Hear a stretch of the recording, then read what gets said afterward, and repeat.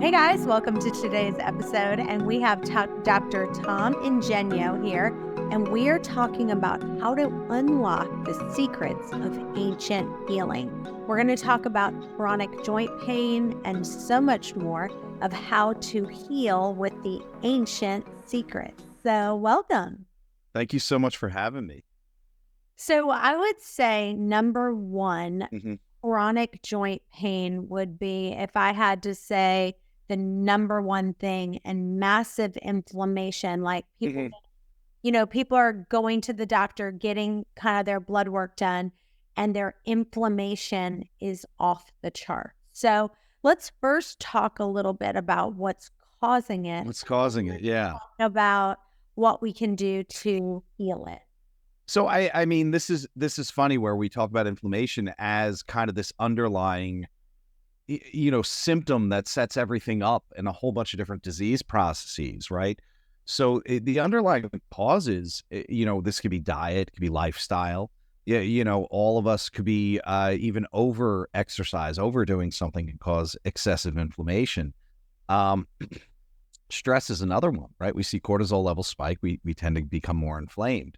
When we talk about traditional therapies, specifically like acupuncture, cupping, gua sha, these things all address moving the blood in this case, pumping the blood through the tissue that it isn't getting as much circulations when it's inflamed. So this increases that circulation, flushes the tissue out, allows that metabolic, that inflammatory process back to the core, and converts, or should I say, flushes that tissue with fresh blood that has oxygen, nutrients, and reduces that inflammation. So let's talk a little bit about because you are a specialist in acupuncture. Yeah. What is acupuncture for, and what is it not for? So it's funny because there really isn't, and it sounds a little like kind of catch-all for me to say there isn't something that we can't use acupuncture to help. Now, that doesn't mean it's going to cure it. But the idea here is acupuncture is a complete system of medicine that looks at how your body is responding to external stimuli, stressors, what you're doing to it, and tries to balance it out, right? So the overarching effects when we do acupuncture, we talk about it from a Western standpoint, because we can talk about chi and channels and blood flow. And unless you have a background in that, unless you've studied the medicine, your eyes will just gloss over, and I'll lose you in the conversation. But when we talk about physiological changes that can be measured, modern day studies that we're doing on acupuncture, we talk about regulation of the autonomic nervous system, right? The vagal nerve tone, right? So we know that a lot of reasons we have these chronic health issues come down to us being in that fight or flight state, right? Autonomic nervous system has sympathetic and parasympathetic. Sympathetic nervous system is the fight or flight. And that is everything from I got cut off on the highway to my boss is going to kill me if I don't get this deadline, or God, I can't stand my kids screaming at me another time, right? What ends up happening is we get stuck in that chronically, and that's where we get chronic inflammation, chronic diseases. Acupuncture, after about 10 or 15 minutes, now classically we would say we inserted the needles into the correct channels and we smoothed the flow of chi, and the body returned to a natural, relaxed state. Now, what we're describing there is this parasympathetic nervous system response. That's when our body is in the rest and digest mode, right? So we don't know what that trigger is, why that happens, but we can show that time and time again. We put the needles in regardless of what somebody's coming in for. And this is an overarching effect, right? Now, when we get this rest and digest function, all the blood vessels open up, right? Which is going to help get fresh blood to the tissue that's not normally getting it, get old metabolic waste out. Once again, inflammatory markers like cytokines, lactic acid get flushed out of that tissue, and that joint pain, that stiffness starts to feel better. We do also know that when we treat with acupuncture, we're getting a flood of neurotransmitters, right? So that's going to be your serotonin and dopamine, which are going to be your feel-good neurotransmitters, but it's also things like oxytocin, which is a bonding compound, anandamide, which we didn't know about until the 1990s. Anandamide is an endocannabinoid. Endocannabinoid meaning looks like cannabis, right? So we know cannabis is used for pain relief and inflammation, But this anandamide specifically, ananda means bliss. So we treat people, and after they leave the treatment, they feel a little floaty, they feel a little high. And that's your body's natural endocannabinoids being produced. And then endorphins. Endorphins look kind of like endogenous morphine, like your body made. And that morphine is a painkiller. So this isn't addictive. This isn't something bad. This is something your body produces, but it can reduce your pain signaling as well. So these are the big effects that we see. And being that those affect neurologically, digestive, immune system function, and of course, musculoskeletal system, we can kind of treat quite a bit of different conditions. I would never say we cure anything. What we're trying to do is kind of nudge the body gently back to an area where it can take care of itself. And that's where we have our big successes. Did you know that you can get all 4 of the books that I wrote, Waste Away, Fasting to Freedom, One Meal into Tasting, and Freedom from Food? You can buy all 4 books and get the ebook for free. Go right now to chantelrayway.com, or you can go to Amazon. Also, I just wrote a brand new book called How to Delegate Everything But Sex. If you are stressed out and are tired of doing everything on your own, go check out Delegate Everything But Sex, and there's all kinds of freebies on the site. So let's talk about cryotherapy. Yeah. Like ice baths. So for those of you listening, cold plunges and cryotherapy obviously are both cold therapies that can help with muscle recovery, inflammation, endorphin release. But I want you to talk about, because some people are like, cryotherapy, you've got to do that. And some people are like, no, cold plunge. So if you had to only pick, you could only pick one, which one would you pick and why? So do you want my preference or do you want research based? My preference would be cryotherapy. And the reason being is it's so ridiculously cold, but because you are dry in the machine and it's only 3 minutes long, the intensity, when you get out of the cold plunge, right? The way that works is that water's in contact with your body. It's pulling heat out of your core. It is cooling you down that way.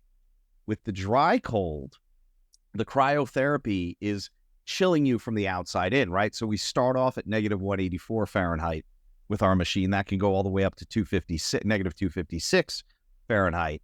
But within that, your skin starts to contract, your fascia starts to contract, your muscles start to contract, the joint spaces get contracted, and that's squeezing, that's wringing out inflammation, and that's pushing it back to the core where it'll get processed by the liver, kidneys, all those things. But when you get out, there's this quick rebound where everything opens back up. Your body literally goes, oh my God, I nearly froze to death, right? So it's going to open up all of those blood vessels and pump fresh blood in there. So not only do you get this 1-2 punch of this quick kind of like wringing you out like a sponge and then filling you back up, your body's back to room temperature within a couple of minutes. Now, the cold plunge, which I do love, and I have a home unit as well as one at the office. You can get results within just a couple of minutes, and it only has to be 50 degrees or colder, right? That sounds much more pleasant than negative 184. It's not. and it's an act of willpower, so I do feel, the cold plunge is kind of giving you some fortitude, making you, more sturdy maybe.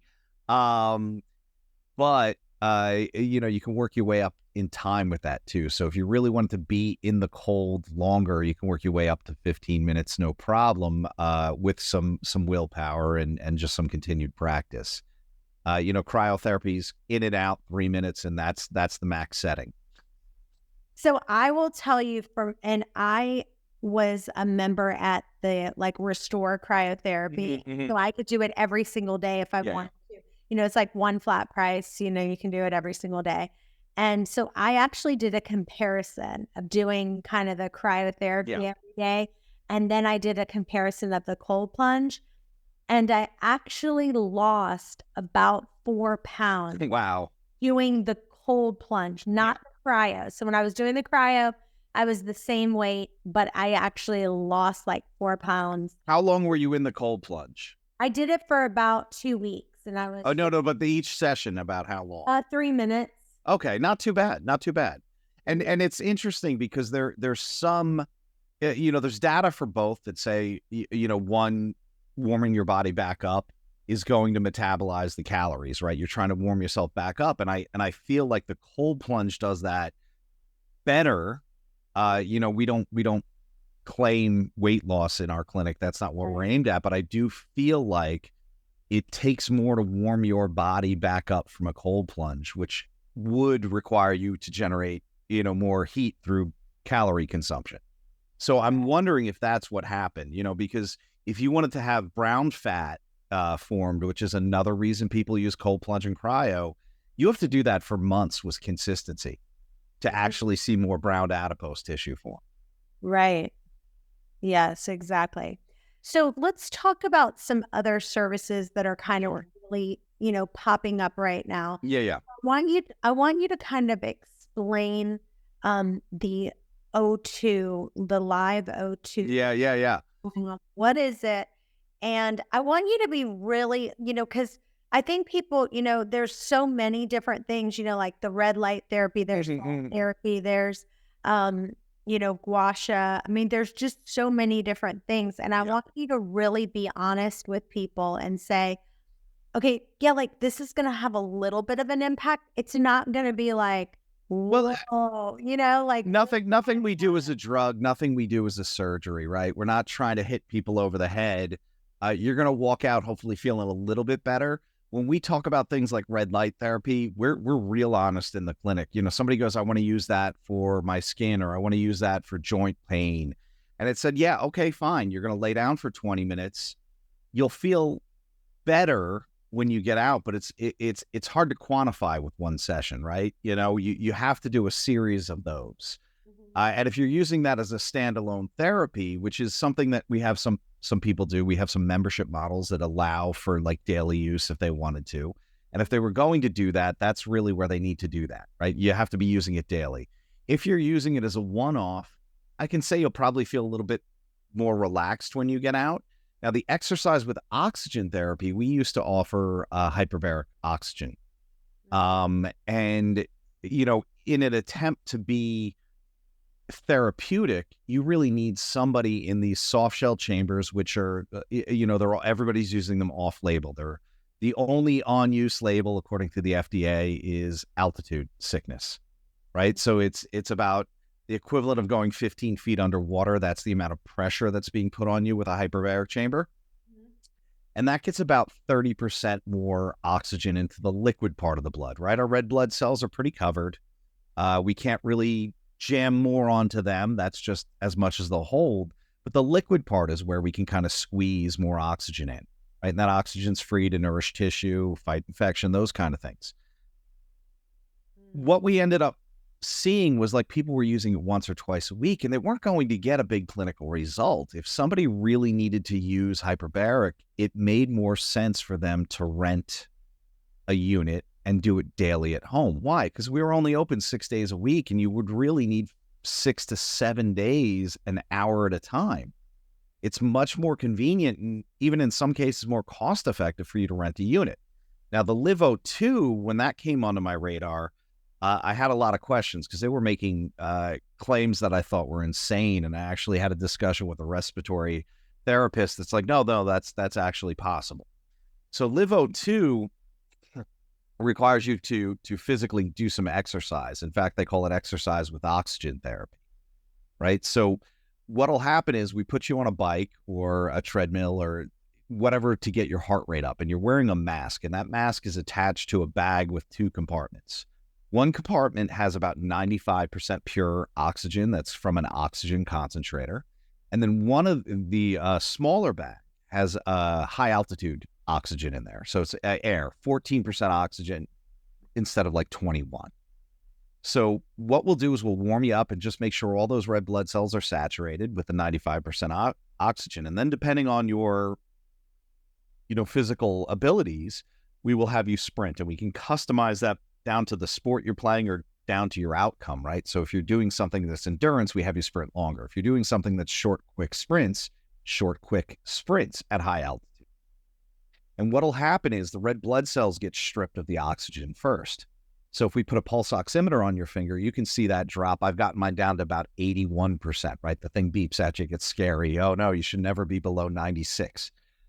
But when you go back to recover after that short sprint, your body not only picks up the oxygen to the red blood cells again, now you're back breathing pure oxygen, it stockpiles it into the liquid part of the blood.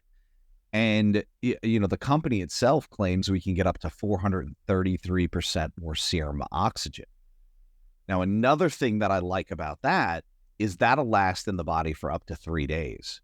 So now that's floating around, not bound to red blood cells, so it can get into the microcapillary system where red blood cells can't get. It crosses the blood-brain barrier a lot easier. So we use it a lot for TBI, traumatic brain injury. It's great for, joint repair and those kind of things. And, like I said, this is 433% serum oxygen for 3 days. The hyperbaric is about 30% for about 3 hours, which is why you require a longer time to do it and more frequent use. So twice a week for 15 minutes, somebody can come into my office and get really oxygenated. And hopefully help them with a lot of like chronic illness, inflammatory disorder. TBI is like traumatic brain injury. Concussions are big things we see quite a bit of. Let's talk about cupping, because that is something you are kind of really passionate about. Yeah. And explain to listeners what cupping does and why it's so good and why you're such a fan of it, right? So there's so many reasons that I'm a fan of it. First, we'll start with how easy it is to use, right? This is over 5,000 years old. It's been all over the world, but it basically requires you to have something like a cup. I mean, people do actually use glassware from their kitchen sometimes, but traditionally it would have been a buffalo horn, a piece of bamboo, a clay pot. In clinic, we use fire cupping with glass jars, but the idea is we're creating a vacuum by getting the oxygen out of that cup and adhering it to the body. And what happens is the skin pulls up into that cup, the fascia pulls up behind it, and then we have a void between the skin and the fascia and the muscle. And fresh blood flows into that. So we've been talking a lot about inflammation, and this increases circulation through tissue, which may be inflamed, right? So we use it a lot for musculoskeletal pain. There's about 3 systematic reviews in the last 5 years that all say definitively this helps with neck and shoulder pain, low back pain. And then we have other uses. So we can talk about inflammation in the gut. So if somebody has diarrhea or constipation, we can put things on their abdomen or low back to affect. Respiratory disorders, we see an increase in circulation up to 6 inches into the body. So if we put cups on the chest or we put cups on the upper back, we're affecting lungs. The reason I wrote the book is because traditionally this was a practice done before you went to see a physician. This was like grandma's medicine, as they call it, right? So somebody in your family, whoever was kind of like the family healer, would do this before you went and sought, professional medical help. Now we have, cups that are attaching either via silicone, where you just kind of squish them down on the patient and, it creates a suction, or we have pumps that you literally just have like a little gun that has a one-way valve that pumps the oxygen out of the cups. So we've removed the fire, we removed anything that could break like glassware, and we made it even simpler just by modern technology. So it seemed like a great time to reintroduce this back to families and home use. So it's relatively safe to do on kids. There's only a few contraindications, which we cover in the book pretty extensively. And, I wrote the book to be real quick and down and dirty, and hopefully somebody could read it in an hour or two and then go practice with a $20 kit online or even cheaper. I don't know about you guys, but I am stressed. And if you're feeling overwhelmed this holiday season, then I get it. With all the family get-togethers, it is just a relentless source of stress. But anyway, there is something that I've got called Stress Guardian, and it's actually made by Bioptimizers, the people who make the magnesium breakthrough, which I love, love, love.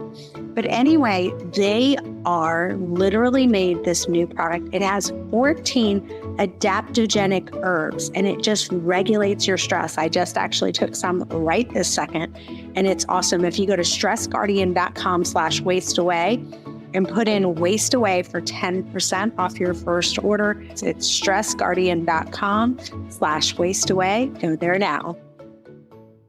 So the one thing I don't like about cupping is that it leaves kind of the cupping. Like I've gone to the gym and I see someone in like a tank top. Yeah. And I can see the cupping marks that are left on there. And I'm like, I don't know. It's funny.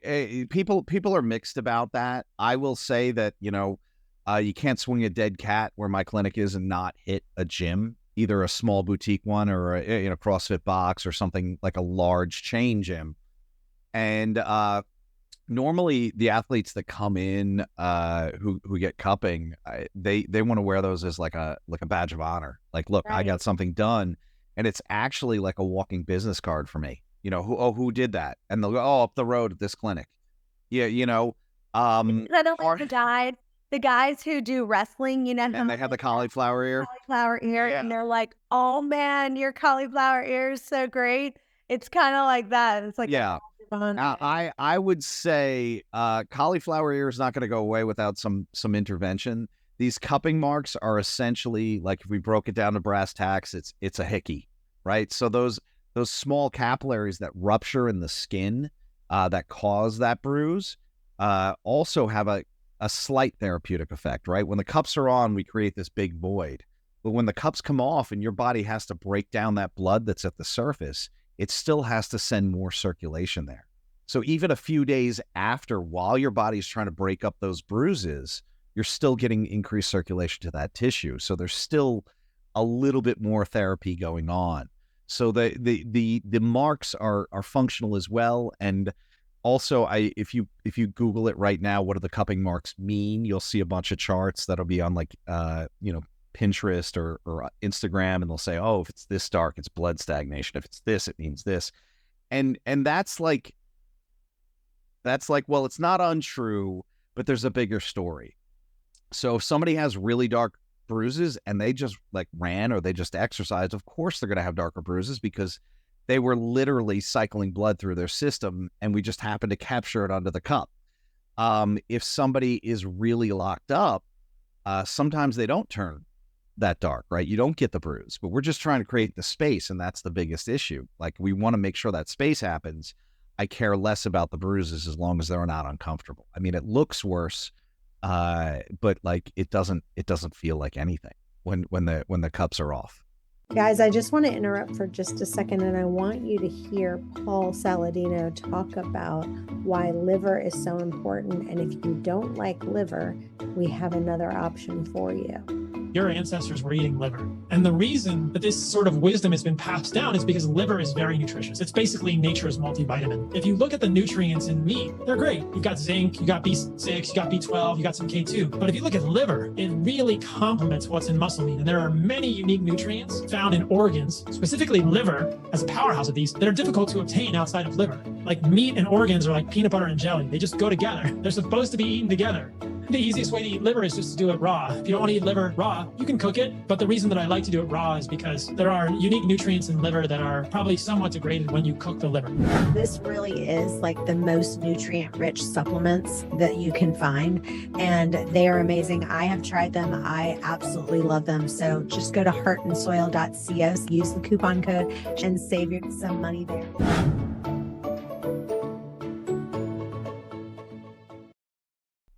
Yeah. And one of the things, obviously, we specialize in intermittent fasting. Yeah. And to me, out of all the things we've talked about today, if I would say all these different modalities, cryotherapy, this, that, all of them, we want to decrease inflammation, but to me, the number one thing that someone can do, for themselves for ancient healing, the easiest, cheapest, fastest way to do it would be through fasting. And, we've seen people with improvement in cholesterol levels, blood glucose levels, decrease in inflammation. We've even had people write in and say, we've had improvements in asthma and allergies and, rheumatoid arthritis. A lot of the autoimmune disorders. Yeah. Yeah. So all of these modalities are great, but I will say, and I am biased, but I would say that doing intermittent fasting, and doing even some longer fasts, like throwing in a 24-hour or a 48-hour fast. And, it's funny because, different religions, like, for example, Ramadan, they fast from sun up to sundown for 30 straight days. And I mean, even people who practice Ramadan will say, what a huge, all the different benefits that they get. Have you seen anyone in your practice? Yeah. I will play with intermittent fasting. I've been doing it off and on for years.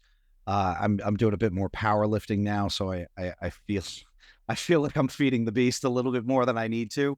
But with IF, it's quite therapeutic, and even Chinese medicine, right? They wouldn't explicitly say fasting, but there's a few systems where they call it the school of the middle, right? And they say if you don't fix the gut, you're not going to fix anything else, basically. I'm paraphrasing, so if you're a Chinese scholar and I butchered the original Chinese, I apologize.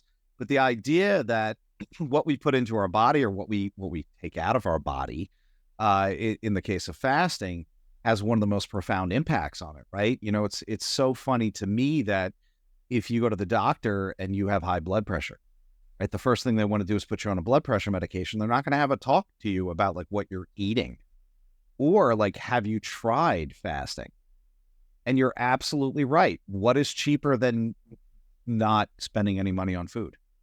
What is cheaper than just, allowing your body to reset itself, right? And sure, there's caveats with everything, and certain people really need to be considerate of how they're doing it and what they're doing, especially type 1 diabetes. But if people want to make a significant shift, and this is the other thing that I don't think people realize. If you stop eating at 8 and you wake up at 8, you've done a 12-hour fast.